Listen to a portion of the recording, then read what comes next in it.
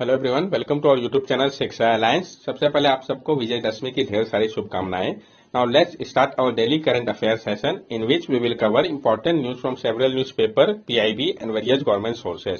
So let's begin our session. और first topic is SMILE 75 initiative. तो हम जानेंगे इसके बारे में। पीआईबी का न्यूज काफी इंपॉर्टेंट हो जाता है और पहले भी इस टॉपिक हम लोगों ने कंसिडर कर रखा है। Ministry of social justice and empowerment has launched smile 25 initiative. जो ministry of social justice and empowerment है, उन्होंने लॉन्च किया स्माइल 25 इनिशिएटिव को। तो किस मिनिस्ट्री के द्वारा लॉन्च किया गया, इंपॉर्टेंट होता है। इसमें है क्या, तो smile support for marginalised individual for livelihood and enterprise scheme is aimed at making city, town and municipal area begging free and comprehensive rehabilitation of the person engage in the act of begging. जो smile है, support for marginalise individual for livelihood and enterprise scheme, इसका मकसद है कि ये cities और town municipal area को begging free करे और कम्प्रिहेंसिव रिहेबिलिटेशन प्रोवाइड करे पर्सन को जो इंगेज है बेगिंग के एक्ट पे।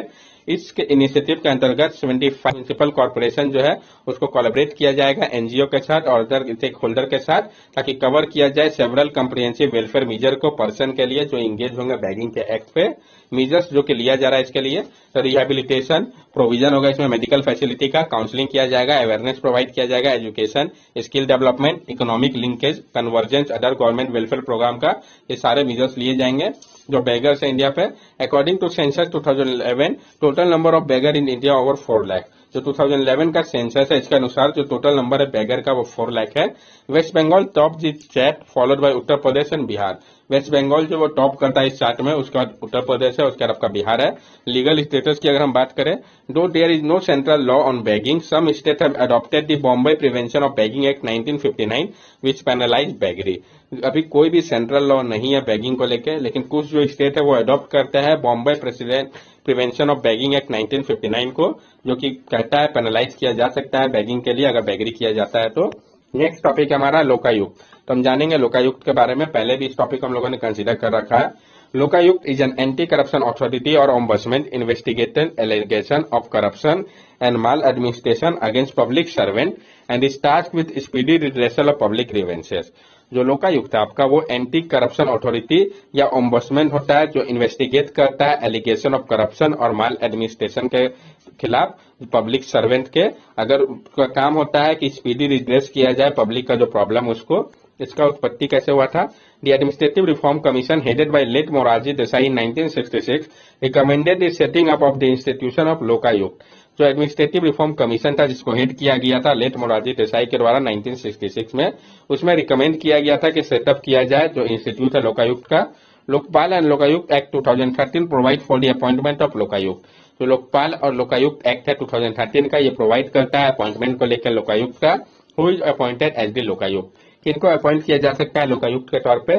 The Lokayukta is usually a former high court chief justice और फॉर्मर सुप्रीम कोर्ट जज and has a fixed tenure. जो लोकायुक्त है आपका, वो यूजुअली फॉर्मर हाई कोर्ट के चीफ जस्टिस हो सकते हैं या फॉर्मर सुप्रीम कोर्ट के जज हो सकते हैं और इनका फिक्स टेन्योर होगा।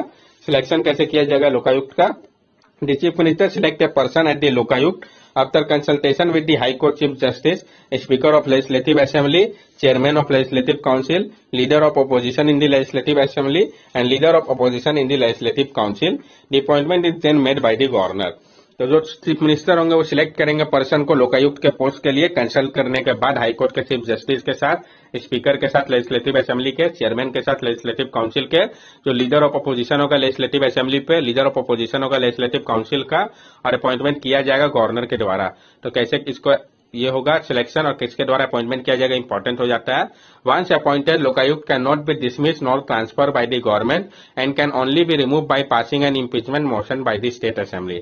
एक बार जब अपॉइंट कर दिया जाएगा लोकायुक्त को, तो इसको डिसमिस भी नहीं किया जा सकता, ना कि ट्रांसफर किया जा सकता गवर्नमेंट के द्वारा।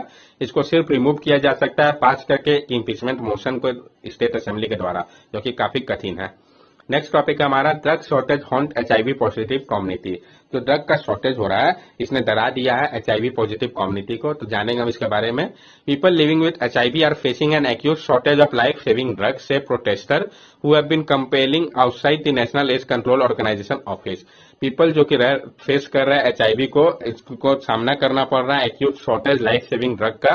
ये प्रोटेस्टर का कहना है, जो कैंपेन कर रहे हैं outside national AIDS control organisation के ऑफिस के बाहर, नेको के ऑफिस के बाहर। ये नेको है क्या? The NACO established in 1992 is a division of India Ministry of Health and Family Welfare। जो नेशनल एड कंट्रोल ऑर्गेनाइजेशन नेको है, इसको एस्टेब्लिश किया गया था 1992 पे। ये एक डिवीजन है Indian ministry of health and family welfare का। It provides leadership to the HIV/AIDS control program in India through 35 HIV/AIDS prevention and control society। ये प्रोवाइड करता है लीडरशिप को HIV/AIDS कंट्रोल प्रोग्राम के लिए भारत में 35 HIV/AIDS prevention and control society के माध्यम से। It is the nodal organisation for formulation of policy and implementation of programme for prevention and control of HIV/AIDS in India. और ये एक नोडल ऑर्गेनाइजेशन है फॉर्मुलेट करने के लिए पॉलिसी को और इम्प्लीमेंट करने के लिए प्रोग्राम को, ताकि प्रिवेंट किया जा सके, कंट्रोल किया जा सके HIV/AIDS को भारत में। फंक्शन क्या है नेको नेशनल एड्स कंट्रोल ऑर्गेनाइजेशन का? तो साथ साथ ड्रग कंट्रोल अथॉरिटी के साथ नेको जो है वो प्रोवाइड करता है जॉइंट सर्वेलेंस को, ब्लड बैंक लाइसेंसिंग का, ब्लड डोनेशन एक्टिविटी का, transfusion transmitted infection testing and reporting का। NACO also undertake HIV estimation biennially every 2 years in collaboration with Indian council of medical research, national institute of medical statistics. NACO जो है वो करता है HIV estimation भी बाइनियरली हर एक 2 साल पे कोलैबोरेशन में Indian council of medical research और national institute of medical statistics के साथ मिलकर। The first round of HIV estimation in India was done in 1998, while the last round was done in 2017। जो पहला राउंड था HIV एस्टिमेशन का, उसको किया गया था 1998 में, और लास्ट राउंड जो था वो आपका 2017 में हुआ था। Why in news? ये न्यूज में क्यों आया फिर? Activist allege rationing of medicine, arbitrary change in the drug regiment and even complete deprivation of life saving patriotic drugs. Activist जो है वो आरोप लगा रहे हैं कि जो रेशनिंग किया गया मेडिसिन का, जो आर्बिट्री चेंज किया गया है ड्रग्स के रेजिमेंट पे, और इवन कंप्लीट डिप्राइव किया गया है लाइफ सेविंग पैट्रियोटिक ड्रग्स में। The fear that treatment will be interrupted leading to drug resistance and death from AIDS. उनको डर है कि जो ट्रीटमेंट है वो इंटरप्ट होगा, इसके कारण ड्रग रेजिस्टेंट व डेथ होगा। इसके कारण नेको का स्टैंड क्या है? The protester noted that NACO in its public communication has claimed that 95% of the recipient had not faced any shortage. जो प्रोटेस्टर है उन्होंने नोट किया कि नेको जो है अपने पब्लिक कम्युनिकेशन में उन्होंने क्लेम किया कि 95% रिसिपेंट जो है उनको सामना नहीं करना पड़ा है शॉर्टेज का। तो फिर आप बताइए क्या मतलब है इसका? Going by the figure, 5% of 14.5 lakh or 72,500 people are being affected by the current shortage and stock out। Figure के बात करें अगर हम तो 5% 14.5 लाख या 72,000 पीपल जो है वो अफेक्ट हो रहे हैं करेंट शॉर्टेज के कारण, स्टॉक आउट के कारण। ये जो इम्पैक्ट है सीवियर है और फार रीचिंग है, उनका मानना है। What drugs are protester talking about? कौन सा ड्रग है जिसके बारे में प्रोटेस्टर बात कर रहे हैं? तो protester are for a stock out of ART anti retroviral drug such as dolutegravir 50 mg, lopinavir, ritonavir adult and child doses and abacavir in several states। जो प्रोटेस्टर है वो स्टॉक जो कि आउट है एंटी रेट्रोवायरल ड्रग्स है, उसमें जैसे कि आपका हो गया डोलिटाग्राविर हो गया 50 mg का, लोपिनाविर या रिटनोविर हो गया एडल्ट या चाइल्ड डोजेस के अनुसार, एबेकाविर हो गया बहुत सारे स्टेट में इसका शॉर्टेज हो रहा है। What is ART? ART है क्या? तो the medicine that treat HIV are called anti retroviral drug. तो मेडिसिन जो ट्रीट करता है HIV को उसको एंटी रेट्रोवायरल ड्रग्स कहते हैं। There are more than 2 dozen of them and they fall into 7 main types. और 2 दर्जन से ज्यादा एंटी रेट्रोवायरल ड्रग्स है, और ये जो आपका 7 मेन टाइप्स में डिफाइन किया गया है। Each drug fight the virus in your body in a slightly different way। और हर एक ड्रग्स जो है वो फाइट करता है वायरस से हमारे बॉडी में एक स्लाइटली डिफरेंट वे से। Researchers show that a combination और cocktail of drug is the best way to control HIV and lower the chances that virus will become resistant to treatment. और researcher का कहना है कि जो कॉम्बिनेशन या cocktail है ड्रग का वो बेस्ट तरीका है कंट्रोल करने का HIV को, या ये लोअर कर देता है जो चांसेस है वायरस का कि वो रेजिस्टेंस हो जाए ट्रीटमेंट से, उसको कम कर देता है। HIV/AIDS के बारे में हम जान लें।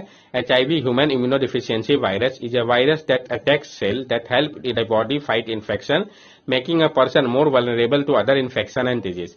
HIV ह्यूमन इम्यूनोडिफिशियेंसी वायरस जो है ये एक वायरस है जो कि अटैक करता है सेल को, ये हेल्प करता है बॉडी को फाइट करने से इन्फेक्शन के खिलाफ, लेकिन ये पर्सन को और ज्यादा वल्नरेबल कर देता है इन्फेक्शन और डिजीज के लिए। First identified in 1981, HIV is the cause of one of the humanity deadliest and most persistent epidemic. पहली बार आइडेंटिफाई किया गया था इसका 1981 में कि HIV जो है वो एक ह्यूमैनिटी डेडलिएस्ट और मोस्ट परसिस्टेंट एपिडेमिक का एक रीजन है।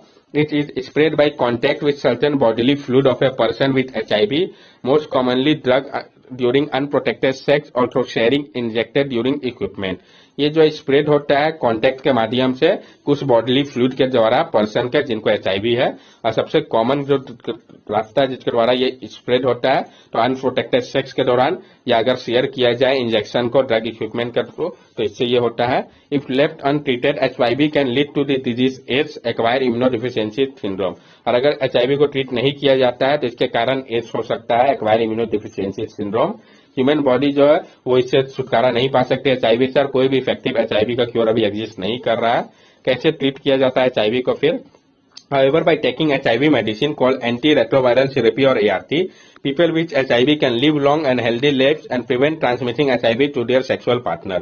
लेके HIV मेडिसिन को, जिसको कि हम एंटी रेट्रोवायरल थेरेपी या ART भी कहते हैं, पीपल जिनको HIV है वो भी लंबे समय तक हेल्दी लाइफ बिता सकते हैं, और ये प्रिवेंट करता है ट्रांसमिट करने को HIV को सेक्सुअल पार्टनर के साथ।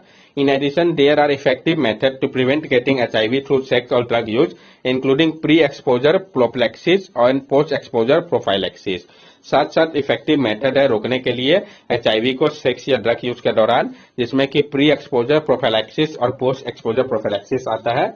नेक्स्ट टॉपिक है हमारा यूनिवर्सल पोस्टल यूनियन। तो हम जानेंगे यूनिवर्सल पोस्टल यूनियन के बारे में। Cabinet has approved the ratification of amendment to the constitution of universal postal union. Cabinet ने अप्रूव कर दिया है रेटिफिकेशन को अमेंडमेंट के लिए, जो constitution of universal postal union UPU है उसके लिए। यूपीयू के बारे में हम जान ले, ये यूएन का स्पेशलाइज्ड एजेंसी है जिसको स्टैब्लिश किया गया था 1874 में ट्रीटी ऑफ बर्न के द्वारा। यूनिवर्सल पोस्टल यूनियन का हेडक्वार्टर जो आपका बर्न स्विट्जरलैंड पे है। इसका एम क्या है? तो कॉपरेट करना पोस्टल सेक्टर के साथ डिफरेंट कंट्रीज के। मेंबर्स की अगर हम इसकी बात करें तो करेंटली 192 मेंबर्स है इसका। इंडिया इसका मेंबर 1876 में ही बन गया था। कोई भी मेंबर या जो none of the United Nation जो है जो कि मेंबर बने हैं यूपीए के, उनको प्रोवाइड किया जाता है एक नन मेंबर रिक्वेस्ट, जिसको अप्रूव किया जाता है कम से कम 2/3 मेंबर कंट्रीज के द्वारा यूपीयू के। नेक्स्ट टॉपिक है हमारा ट्रांस हिमालयन नेटवर्क। तो हम जानेंगे ट्रांस हिमालयन नेटवर्क के बारे में। चाइना और नेपाल जो है वो तैयार हो गए हैं कि वो बिल्ड करेंगे so called trans Himalayan multi dimensional connectivity network को। ये जो नेटवर्क है अंडर चाइना के बेल्ट और रोड इनिशिएटिव के आता है, जो इन्वॉल्व करेगा, इसमें बिल्ड किया जाएगा रेलवे और कम्युनिकेशन नेटवर्क को। जो अदर नेटवर्क है तो BCIM इकोनॉमिक कॉरिडोर, इसका मकसद है कि ये कनेक्ट करेगा कोलकाता को कुमिंग के साथ जो कि कैपिटल है, यूनान प्रोविंस के साथ, म्यांमार और बांग्लादेश के। ये जो है फॉर्मेट करेगा एक थ्राइविंग इकोनॉमिक बेल्ट को, जिसका फोकस है क्रॉस बॉर्डर ट्रांसपोर्ट, एनर्जी और टेलीकम्युनिकेशन नेटवर्क के ऊपर। जो मूव लिया गया प्रोटेक्शनिज्म को लेके, तो मूव टुवर्ड प्रोटेक्शनिज्म, हम इसके बारे में जानेंगे। जो डाटा है 2018-19 का, इसमें गवर्नमेंट जो है वो स्विच कर रहा है लिबरलिज्म से प्रोटेक्शनिज्म की ओर, इंपोर्ट सब्स्टिट्यूशन को ध्यान में रखते हुए। प्रोटेक्शनिज्म के मतलब हम जान ले, इन थ्योरी और practice of shielding a country domestic industry from foreign competition by taxing import. Theory और प्रैक्टिस में क्या होता है? सील्ड किया जाता है कंट्री के डोमेस्टिक इंडस्ट्री को फॉरेन कंपटीशन से टैक्स करके इंपोर्ट को। लास्ट 2 डिकेड में देखा गया है कि एक ट्रेंड चला था रिड्यूस करने का कस्टम ड्यूटी को, यानी लिबरलाइज किया गया था। लेकिन बजट 2018-19 के बाद से गवर्नमेंट ने चेंज कर दिया इस पॉलिसी को। अब गवर्नमेंट जो उसने इंक्रीज कर दिया है कस्टम ड्यूटी को, प्रोटेक्शनिज्म को, ताकि फर्दर इंसेंटिव दिया जा सके डोमेस्टिक वैल्यू एडिशन पे। Issue with such A policy, क्या प्रॉब्लम इस टाइप के पॉलिसी से? गवर्नमेंट ने यूज किया कस्टम ड्यूटी को एक रेवेन्यू रेजिंग इंस्ट्रूमेंट के तौर पे, लेकिन सेंट्रल प्रिंसिपल जो है पब्लिक फाइनेंस का ये नहीं अलाउ करता कस्टम ड्यूटी को यूज करने के लिए रेवेन्यू इंस्ट्रूमेंट के तौर पे। इंडिया पे देखा गया है इंक्रीज जो है कस्टम ड्यूटी का, ये स्ट्रिक्टली रिजर्व है प्रोटेक्शन के लिए न्यू इंडस्ट्री का। जो हिस्ट्री है टैरिफ का भारत में, तो ब्रिटिश इरा के दौरान 1882 से ब्रिटेन जो है वो फॉलो किया है पॉलिसी को कंप्लीट फ्री ट्रेड का भारत के लिए। इंडिया का जो फिस्कल कमीशन था 1921-22 का, ये रिकमेंड करता है कि कस्टम ड्यूटी जो है ये एक प्रोटेक्टिव रोल है, जो कि एक इंपॉर्टेंट रोल प्रिवे करता है इनिशियल प्रोटेक्शन के दौरान, और काफी जरूरी है रोकने के लिए, फॉरेन कंपटीशन को टैकल करने के लिए। ये रिकमेंड किया गया था कि स्टैब्लिश किया जाए एक टैरिफ को जो कि ग्रांट करे प्रोटेक्शन ड्यूटी से। पहला टैरिफ बोर्ड जो था इसको अपॉइंट किया गया था 1923 पे। ये ग्रांट करता प्रोटेक्शन को आयरन और स्टील इंडस्ट्री से। इंडिपेंडेंस के बाद से इंडिया जो है वो कोशिश कर रहा था लिबरल पॉलिसी के लिए, लेकिन इसके कारण जब बैलेंस ऑफ पेमेंट का क्राइसिस हो गया था 1957-58 में, स्ट्रिक्ट इंपोर्ट लाइसेंस को अडॉप्ट किया गया। 1920 पे लाइसेंस परमिट राज एरा को खत्म किया गया, और 1991 में रिफॉर्म लाकर गवर्नमेंट ने एलिमिनेट कर दिया इंपोर्ट लाइसेंस को। That's all for daily current affair session. अगर आपको हमारी वीडियो अच्छी लगी हो तो हमारे चैनल सब्सक्राइब करें, हमारे वीडियो को लाइक करें, ज्यादा से ज्यादा शेयर करें। These are our social media link. From here also you can stay connected with us and give us your valuable feedback. Thank you and have a nice day.